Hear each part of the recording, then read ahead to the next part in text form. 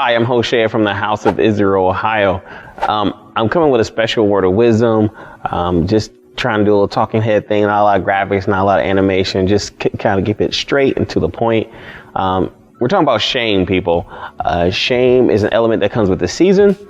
And I think it's really necessary that we talk about shame, because if you do not deal with the influences that try to draw you into this shame, you could be bound for a whole year in shame. Like I said in the last video, shame has that element of ignominy, ignorance, being uncovered, being ashy, being made pale, being made dry, without anointing, not being able to flow. And so when the spirit of shame comes around, you have to be very watchful. Recently, I saw some Hebrews shaming other Hebrew communities, they was ridiculing or even chastising, judging, trying to make other Hebrew communities feel inadequate because they don't worship the way that they worship. Now, we have to realize at the time of Yeshua in first century Israel, there was multiple sects. There was the Parashim or Parashim, which is Pharisees. You had the Sadducees, which is the Zadokим. You had the Sopharim, which was called the scribes. You had the Essenes. You had the Karites.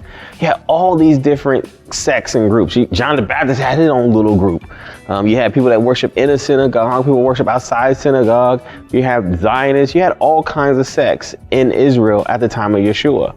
And at times, Yeshua, you'll see them in the wilderness, and then other times you'll see them in the temple. Then you'll see them at the synagogue, and then there'll be times you'll see them hanging out with John the Baptist. Then you'll see them away from John the Baptist. Then you'll see them in the caves. And just because the Essenes dwelt in the caves, did he ever go to the caves and be like, you know what, you Essenes, you shouldn't be in the caves. You got to be out in the wilderness with these people.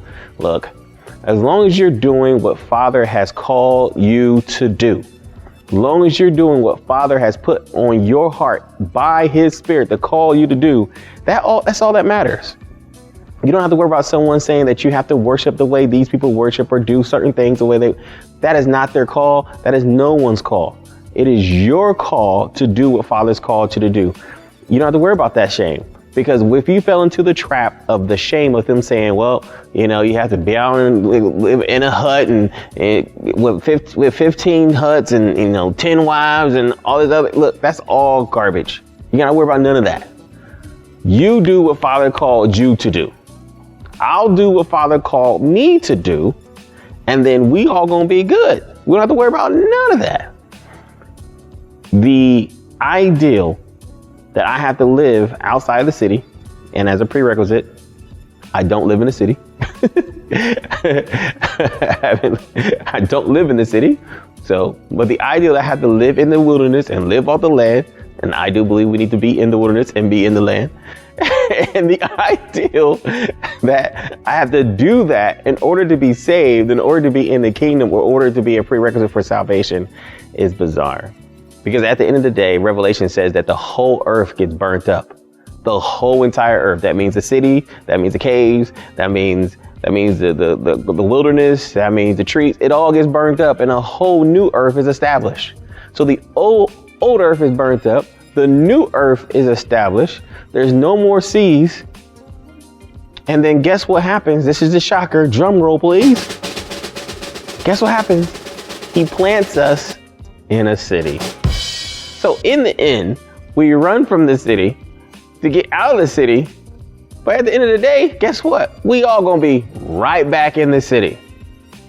So for people out there who, if you have been a victim of this Hebrew shaming method, I have a book called Soul Bondage, and it talks about the different types of bondages that people try to place your soul under and how it stops you from flowing in Father's anointing, how it stops you from flowing the way you're supposed to be flowing and keeps you trapped to an ideal, keeps you trapped to a thought, or keeps you trapped to someone else's inadequacies or someone else's insecurities. Because if you don't do it like me, then you ain't doing it right. Look, once again, as